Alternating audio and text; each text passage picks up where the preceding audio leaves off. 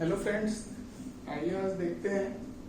हम बात करेंगे स्ट्रेंथ ऑफ मटेरियल की। और इसमें जो है आपका जो बेंडिंग मोमेंट इक्वेशन होता है M/I sigma by Y and E/R। ये जो इक्वेशन आपकी होती है ये तो सब लोग जानते हैं, बट ये आती कहां से है ना। इसमें हम देखेंगे कि ये इक्वेशन हमारी कहां से आएगी और इसका किस तरीके से समझते हुए इसका डेरिवेशन होता है, क्योंकि ये तो रट जाता है ना। इसे रट के और इनमें जो है दो कोई रिलेशंस लेके और तीन चीजें दी रहेंगी और उसमें से एक चीजें आपकी निकालनी होती है, तो सिंपल कैलकुलेशन से हम निकाल लेते हैं। बट ये देखें ये आता कैसे है, क्योंकि इसके अंदर का जो चीज है वो समझने वाली है कि ये आती कैसे है, क्योंकि रट तो हम लेते ही हैं। ठीक है, तो देखिए अगर मैं बात करूं, ध्यान से देखिए, बोर्ड बड़ा नहीं है तो मैं छोटे छोटे आपको डायग्राम्स बना के समझाऊंगा। पहले डायग्राम समझिए, फिर उसके डेरिवेशन हम देखेंगे।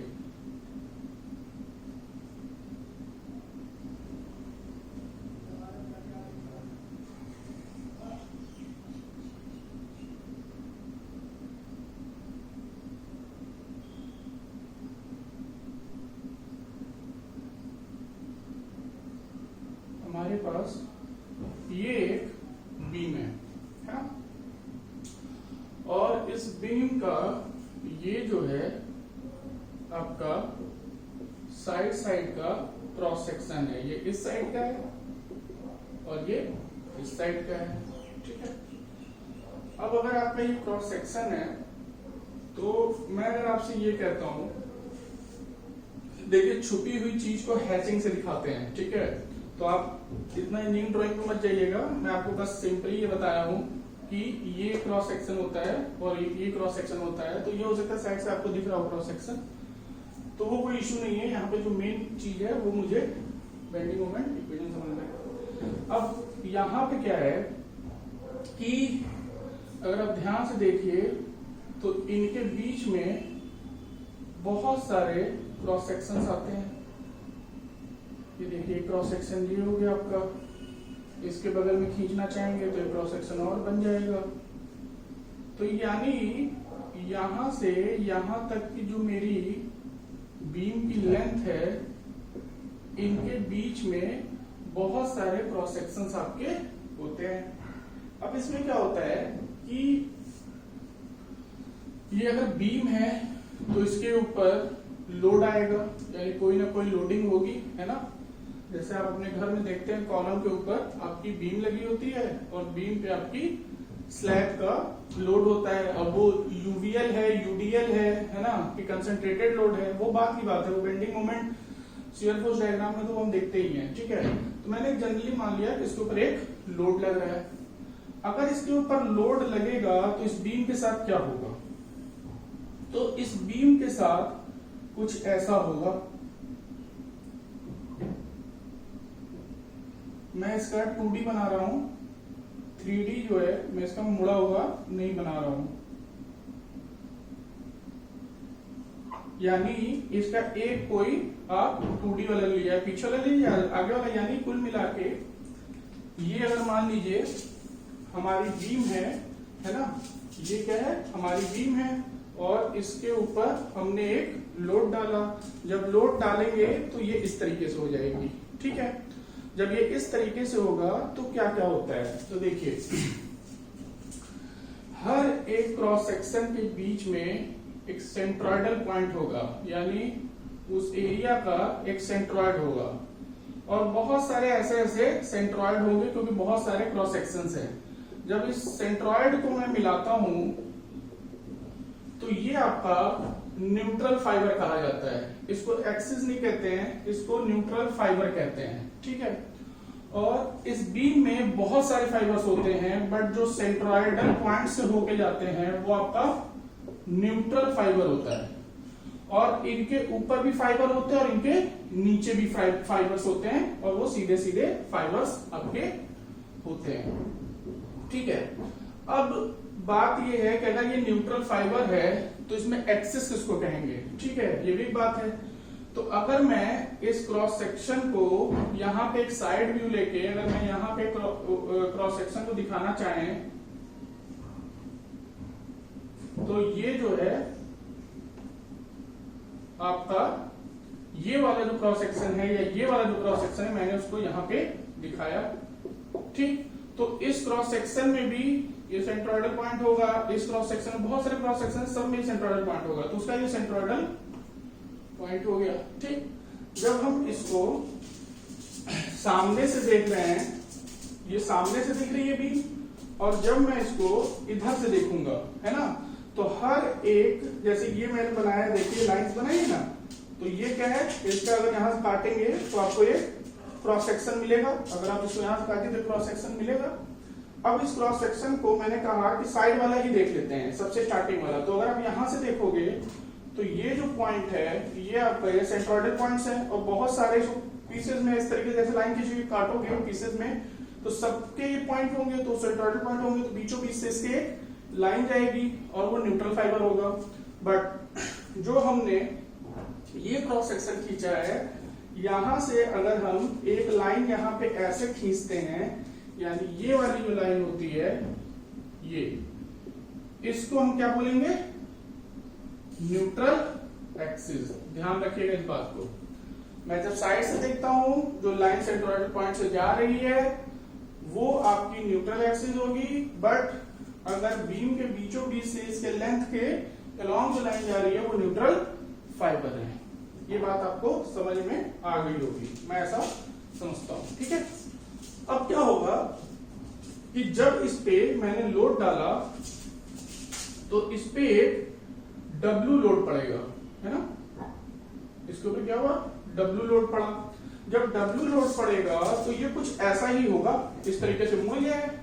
अब मुड़ने के बाद क्या होगा कि जो आपकी ये लाइंस दिख रही है ऊपर वाली, ये लाइन जब ऐसे मुड़ेगा तो ये वाले जो लाइंस हैं ये आपस में पास में आ जाएंगी, है ना, ये लाइंस क्या होंगी, पास में आ जाएंगी। और जो नीचे वाली लाइंस आपको दिख रही हैं तो इनके बीच में जो डिस्टेंस है वो इंक्रीज कर जाएगा थोड़ा सा, जैसे टूट गया मेरा, तो मैंने ज्यादा मोड़ दिया तो वो हल्का सा इंक्रीज करता है अगर ऐसा मोड़ेंगे। और जब आप मोड़ रहे हैं तो इनके बीच में क्या होगा, इलोंगेशन होगा, और ये वाले के बीच में कॉन्ट्रैक्शन होगा। तो इसका मतलब कि ये मेरा क्या था, न्यूट्रल फाइबर, यहां क्या है, न्यूट्रल फाइबर। अब इस बात को ध्यान रखिएगा कि जो मेरा न्यूट्रल फाइबर होता है उसको न्यूट्रल फाइबर क्यों कहते हैं, क्योंकि जब हम इसको मोड़ते हैं, जब हम इसको इस तरीके से मोड़ेंगे तो जो इसके बीचों बीच से मेरी लाइन जा रही है, इसके अंदर से जो लाइन जा रही है, इसका ना तो कॉन्ट्रैक्शन होता है और ना तो इसका इलॉन्गेशन होता है। इसके ऊपर जितने फाइबर होंगे और इसके नीचे जितने फाइबर होंगे, तो नीचे वाले का क्या होगा, इलॉन्गेशन होगा, ऊपर वाले का क्या होगा, कॉन्ट्रैक्शन होगा। तो यानी बहुत सारे फाइबर्स होंगे, है ना, बहुत सारे इसमें फाइबर जाएंगे, ऐसे ऐसे ऐसे फाइबर बहुत सारे जाएंगे, इसके नीचे से भी फाइबर जाएंगे, है ना। तो ऊपर वाले फाइबर्स क्या होगा, दबेंगे, और नीचे वाले फाइबर्स एक्सपेंड होंगे, यानी एक्सटेंशन होगा उसके अंदर। ये बात समझ में आ गई। अब देखिए जब हम इस पे लोड लगाएंगे, है ना, तो हम क्या कर रहे हैं, इन साइड वाले क्रॉस सेक्शन को जो बनाया है मैंने, तो अगर मैं मान लीजिए इसके ऊपर लोड लगाऊंगा तो ये ऐसे कर्वेचर ले रहा है, कर्वेचर ले रहा है, तो मैं इस क्रॉस सेक्शन से अगर इसको बीच से कट कर दूं, तो जब कट करूंगा तो एक क्रॉस सेक्शन इसका मिलेगा और एक क्रॉस सेक्शन राइट वाले का मिलेगा। तो अगर मैं दोनों क्रॉस सेक्शन यहां पे बनाता हूं, देखिए ध्यान से, ये आपका न्यूट्रल फाइबर उधर लिखा हुआ है। अगर मैं यहां पे ये दोनों क्रॉस सेक्शंस बनाता हूं, ये दोनों आपके क्या है, क्रॉस सेक्शंस है, ठीक है। कौन से हैं, एक राइट वाला है, एक लेफ्ट वाला है। किया क्या, जैसे ये हमारा यहां से मान लीजिए ये था, मैंने ऐसे था ये भी, मैंने इसको यहां से कट कर दिया, इस पॉइंट से कट करके ऐसे सामने से इसको देख रहे हैं, तो ये दोनों मुझे दिखेगा। जब इस पे लोड लगेगा तो ये क्या हो रहा था, ऐसे मुड़ रहा था, इस तरीके से बेंड हो रहा था ना ये, तो कि जो नीचे वाला वो होगा, यानी जो ये इसकी न्यूट्रल एक्सिस हो गई है ना, जो नीचे वाला होगा, तो आप ही बताइए कि जब हम किसी चीज पे लोड लगाते हैं तो एक इंटरनल रेजिस्टिंग फोर्स क्रिएट होता है ना, ये आपको सबको पता होगा। तो अगर मैं इसके ऊपर लोड लगा रहा हूं और जब ये मुड़ने की कोशिश कर रहा है, तो यानी नीचे जो है टेंशन आ रहा है और ऊपर कंप्रेशन आ रहा है, ऊपर वाले फाइबर्स कंप्रेशन और नीचे टेंशन। और जब ऐसा होता है तो उस केस में क्या होगा कि आपका एक इंटरनल रेजिस्टिंग फोर्स क्रिएट होता है, और वो इंटरनल रेजिस्टिंग फोर्स क्या करता है कि आपके इसको टूटने नहीं देता है। यानी इंटरनल रेजिस्टिंग फोर्स आएगा, तो जब फोर्स आएगा तो उसमें एक न्यूट्रल एक्सिस से, जैसे मान लीजिए कि इतना पोर्शन मैंने लिया है ना, ये छोटे छोटे स्लाइसेस में बांट दीजिए ऊपर नीचे तक, ये साइड वाला है, ये साइड वाला है, तो होगा क्या कि इसमें जो है अगर अंदर की साइड फोर्स लगेगा तो क्रॉस से दिखाते हैं, है ना, और बाहर की साइड अगर फोर्स लगेगा तो उसको किससे दिखाते हैं, उसको हम डॉट से दिखाते हैं, है ना। ये साइन कन्वेंशन होता है, जब अंदर की साइड से फोर्स लगे तो उसको क्रॉस से, और बाहर की साइड आ रहा है तो डॉट से। तो अगर नीचे वाले पे टेंसाइल लग रहा है ना, जब नीचे वाले पे अगर आपके टेंसाइल लग रहा है, तो जब टेंसाइल लोड लगेगा तो ये जो है ये वाला टेंसाइल, तो जब आप टेंसाइल लोड को जब साइड से ऐसे बनाओगे, जब इसके ऊपर नीचे टेंशन आ रहा है, तो जब इसको साइड से बनाओगे तो जो मेरे द्वारा जो यानी बाहर से फोर्स लग रहा है वो बाहर की तरफ दिखेगा, है ना, और जो ऊपर की तरफ कॉन्ट्रैक्ट कर रहा है, भाई ऐसे लोड लगा फिर बाहर फोर्स आएगा, बाहर फोर्स आएगा तो यानी इसको नीचे एक्सपेंड करने की कोशिश करेगा, तो यानी उसके अंदर टेंशन दिखेगा, इसलिए डॉट से दिखाया है क्योंकि बाहर की तरफ फोर्स आ रहा है, और ऊपर वाले में अंदर की तरफ जा रहा है तो क्रॉस से दिखाया है, ठीक। लेकिन ये तो एक्सटर्नल फोर्सेस का केस है, ये क्या है, एक्सटर्नल फोर्सेस। लेकिन होगा क्या कि इसी में जब आप एक बाहर से फोर्स इस पे लगाओगे तो इसके अंदर एक इंटरनल रेजिस्टिंग फोर्स आएगा, और इंटरनल रेजिस्टिंग फोर्स क्या करेगा कि जो आप इसको इस तरीके से मोड़ के नीचे की साइड से खींचने की कोशिश कर रहे हो, तो वो क्या करेगा, उसको जोड़े रखने की कोशिश करेगा, तभी तो ही टूटेगा। अदरवाइज अगर वो छोड़ ही दे तो वो टूट जाएगा, टूट के जैसा भी अलग हो गया। तो एक लिमिट तक जब वो मुड़ेगा तो जब टेंशन आएगा तो एक इंटरनल रेजिस्टिंग फोर्स क्रिएट होगा। तो इंटरनल रेजिस्टिंग फोर्स क्या करेगा कि अगर आप ध्यान से देखिए, इनको साइड साइड में रखते हैं, जैसे मान ली मैं इसको इस तरीके से बना दूं, ध्यान से देखिए आपको समझ में आएगी सारी बात।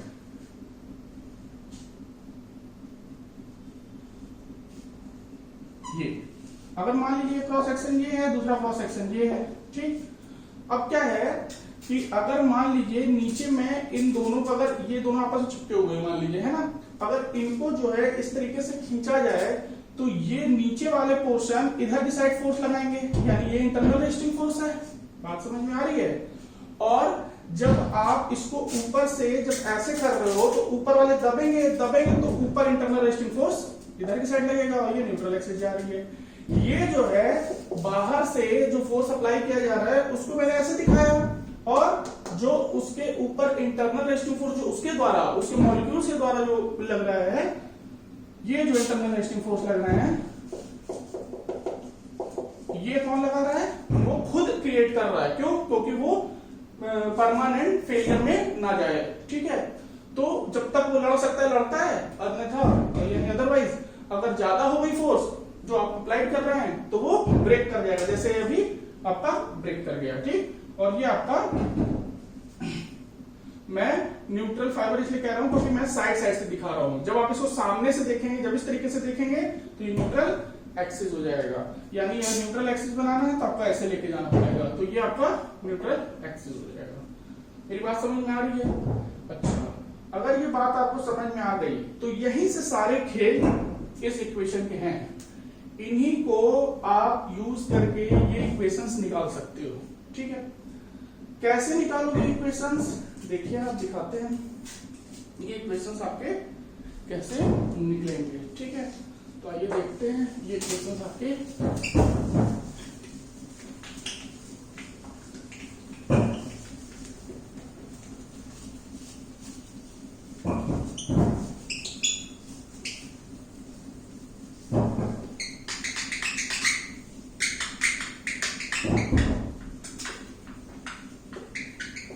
देखिए ध्यान से कुछ करते हैं।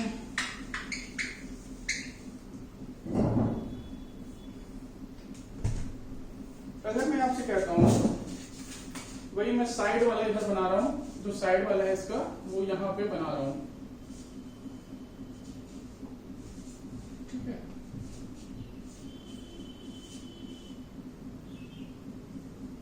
इसमें जो है आप ये न्यूट्रल एक्सिस बना देंगे। ये न्यूट्रल एक्सिस है, ये न्यूट्रल फाइबर है, ये ध्यान रखिएगा, ये जरूरी होता है।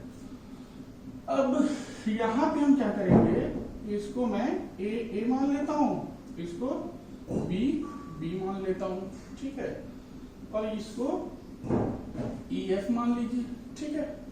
अब मैं अगर आपसे ये कहता हूं कि ऊपर जो है मैंने एक छोटा सा एरिया लिया, ठीक, और मैंने यहां से y दूरी ले ली, ठीक है। अब मैंने अगर ये y दूरी पे अगर एक छोटा सा क्रॉस सेक्शन लिया है, मतलब ये तो पूरा क्रॉस सेक्शन है, इसमें से एक छोटा सा लिया तो ये छोटा एरिया मतलब dA, ठीक। और अगर ये dA है तो अब देखिए फिर ध्यान से आप इसको ऐसे करेंगे तो ऊपर जो है जब आप इसको ऐसे लोड लगाएंगे तो जब ये ऐसे मुड़ेगा तो ऊपर की साइड क्या होगा, कॉन्ट्रैक्शन होगा, तो यानी बाहर से जो फोर्स लगेगा ऊपर की साइड वो कंप्रेसिव लगेगा, है ना। तो जो कंप्रेसिव आपका फोर्स लगेगा उसको एक इंटरनल रेजिस्टिंग फोर्स बाहर से मतलब अंदर से क्रिएट होगा जो बाहर वाले को कैंसिल करेगा। तो यानी अगर मैं यहां पे बनाऊं तो यहां पे देखूं तो बाहर से जो लग रहा है वो तो लग रहा है, और अंदर से जो क्रिएट होगा वो बाहर, और जो बाहर से जो कंप्रेसिव लग रहा है वो कैसे जाएगा, वो अंदर जाएगा। तो यानी दोनों तरीके से कर सकते हैं आप, या बाहर वाला दिखाएंगे, है ना, तो उसको क्रॉस से दिखाएंगे तो उसको अंदर जाता हुआ आपको इधर से दिखेगा, है ना, और अंदर जो वो रजिस्ट करेगा वो बाहर दिखेगा, तो वो बहुत ज्यादा इशू नहीं है। तो अगर मैं आपसे कहता हूं कि ये डीएफ फोर्स लग रहा है, क्यों, पूरा एरिया लोगे आप तो एफ लगेगा, है ना, क्योंकि पूरे एरिया पे लगता है।